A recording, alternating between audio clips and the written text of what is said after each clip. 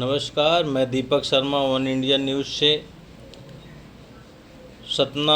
भाजपा कार्यालय में आज राज्य मंत्री प्रतिमा बागरी ने पत्रकार वार्ता की, जहां उन्होंने कहा कि मध्य प्रदेश शासन की राज्य मंत्री होने के नाते हम यह बता रहे हैं कि भाजपा के कार्यकर्ताओं की अथक मेहनत से भाजपा को प्रदेश व देश भर में इस बार के लोकसभा चुनाव में ऐतिहासिक सफलता प्राप्त हुई। प्रधानमंत्री नरेंद्र मोदी के नेतृत्व में किए जा रहे गरीब कल्याण, सुशासन के कार्यों और जनहित के मुद्दों व योजनाओं के चलते मध्य प्रदेश में पूरी की पूरी 29 सीटें भाजपा जीती। साथ ही देश भर में भाजपा का वोट प्रतिशत बढ़ा है। वहीं प्रदेश के मुख्यमंत्री मोहन यादव के नेतृत्व में जो बजट प्रस्तुत किया गया है, वह बजट जनता के हितों को ध्यान में रखते हुए लाया गया है। साथ ही उन्होंने यह भी कहा कि प्रदेश के यशस्वी प्रदेश में मुख्यमंत्री व भारत का जो सपना स्वर्णिम भारत बनने का हर एक के मन में संजोया जा रहा है, वह देश के प्रधानमंत्री नरेंद्र मोदी जल्द ही इसका उदाहरण प्रस्तुत करेंगे। साथ ही पत्रकार वार्ता में प्रदेश प्रवक्ता प्रहलाद कुशवाहा, जिलाध्यक्ष सतीश शर्मा, जिला मंत्री कामता पांडे, जिला मीडिया प्रभारी श्यामलाल गुप्ता उपस्थित रहे। इंफ्रास्ट्रक्चर की, रोडवेज की, वो आप सबने देखी है कि किस तरह हमारे देश के और मध्य प्रदेश के इंफ्रा को उन्होंने सुधारा है, रोडवेज को सुधारा है और उसको सुधारते हुए आज हमारे यहाँ बहुत सारे हाईवेज हैं नेशनल जो बन करके तैयार भी हैं और आने वाले समय में बनने वाले हैं। की अगर बात करें तो स्वच्छता के क्षेत्र में भी हमारे देश के यशस्वी प्रधानमंत्री जी ने एक अनूठा प्रयास किया और उसमें हम सफलतापूर्वक सफल भी हुए हैं और हर जगह आज स्वच्छता की जागरूकता भी है और हम स्वच्छता की ओर बढ़ भी रहे हैं, न केवल नगर निगम बल्कि नगर परिषदों में और धीरे धीरे ग्रामों में भी स्वच्छता की ओर हम बढ़ रहे हैं और कचरा संग्रह करना और कचरे से के अवशेषों को पुनः उपयोग करते हुए नई नई तकनीकों से कचरे से हम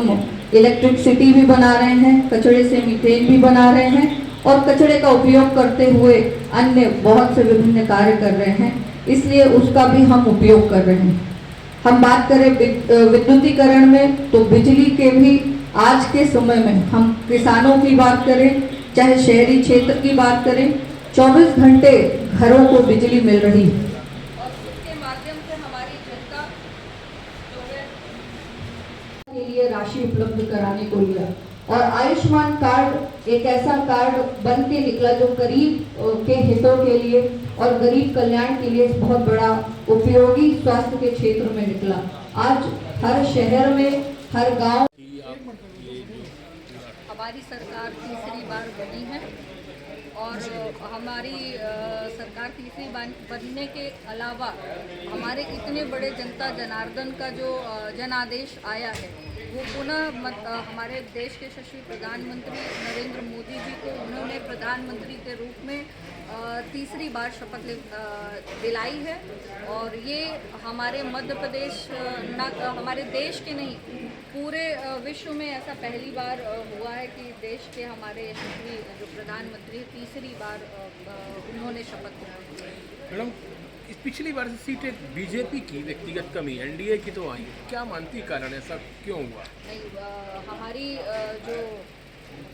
भारतीय जनता पार्टी के विधायक और सांसद, अभी तो लोकसभा में सांसद जो चुन के आए हैं मध्य प्रदेश से 29 के 29, ऐसा भी इतिहास में पहली बार हुआ और ये इतिहास दोहराया नहीं जा सकता या कह सकते हैं कि अभी तक दोहराया नहीं गया है। ये पहली बार ऐसा हुआ कि 29 की 29 सीटें हमने यहाँ पे मध्य प्रदेश में जीती हैं और हमने स्वतंत्र रूप से अपने देश में अपनी सरकार बनाई है, अपने प्रधानमंत्री को बनाया। इस प्रकार से इंडिया गठबंधन अब दावे कर रहा है कि इस बार तो हम आए हैं जिस तरीके से, अगली बार तो सफाया ही करेंगे। देखिए, वो कहते हैं ना कि विपक्ष कितना भी एकत्रित हो जाए, लेकिन जिसकी प्रवृत्ति अच्छी है, जिसकी नीतियाँ अच्छी हैं, जिसके निर्णय अच्छे हैं और जो देश हित के लिए, जनहित के लिए लड़ रहा है, तो उसके लिए इतनी बड़ी जनमानस खड़ी हुई है, तो निश्चित तौर पर उसका पराजय जनता नहीं देख सकती, इसलिए उनको स्वीकार की सफलता हासिल की है। संबल कार्ड भी एक बहुत बड़ा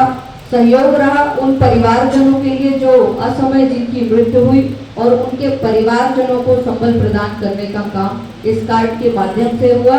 जिसमें सहायता राशि 2 लाख और 4 लाख दे करके उन परिवारजनों को आर्थिक रूप से सहयोग हमारी सरकार ने दिया है। हमने देखा कि 4 करोड़ आवास स्वीकृत करके विगत 10 वर्षों में हमारे प्रधानमंत्री जी के पीएम आवास योजना के माध्यम से आवास बने हैं, और पुनः इस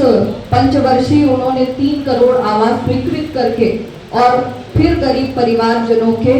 आवासों को बनाने का निर्णय लिया है। ये भी बहुत ही सराहनीय है। और उसके बाद उन्होंने उन गरीब परिवार के आवास के अलावा पीएम जनमन योजना के माध्यम से, ये भी एक बहुत बड़ी योजना जो गरीब बैगा परिवार, जो आदिवासी परिवार हैं, जो अभी भी अछूते थे मूलभूत सुविधाओं से, उनको जोड़ते हुए हमारी सरकार ने उनको भी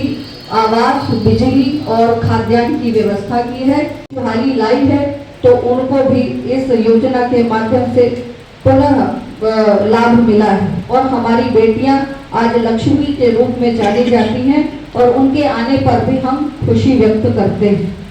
हम मुख्यमंत्री कन्यादान योजना के माध्यम से उनका कन्यादान भी होता था। जिन गरीब परिवार में बेटियां होती थी और उनके विवाह की चिंता उनके परिवारजनों को होती थी, तो भारतीय जनता पार्टी की सरकार ने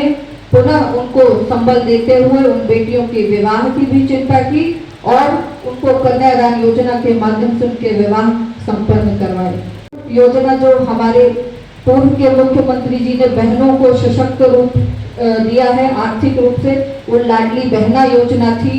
जिस योजना ने न केवल बहनों को, हर घर की बहनों को जोड़ा था, बल्कि उनको ये भी मजबूती दिलाई थी कि अपने घर में वो सम्मान पूर्वक रह सके, और सम्मान पूर्वक जो उनका कहीं से आर्थिक उनके पास एक व्यय करने के लिए कोई साधन नहीं होता था, उनको आर्थिक रूप से सशक्त बनाया, और इस समाज में उनको भी सम्मान दिलाने का काम। नेचर्स ब्यूटी वापस आए और हमारे आँखों को ही नहीं, हमारे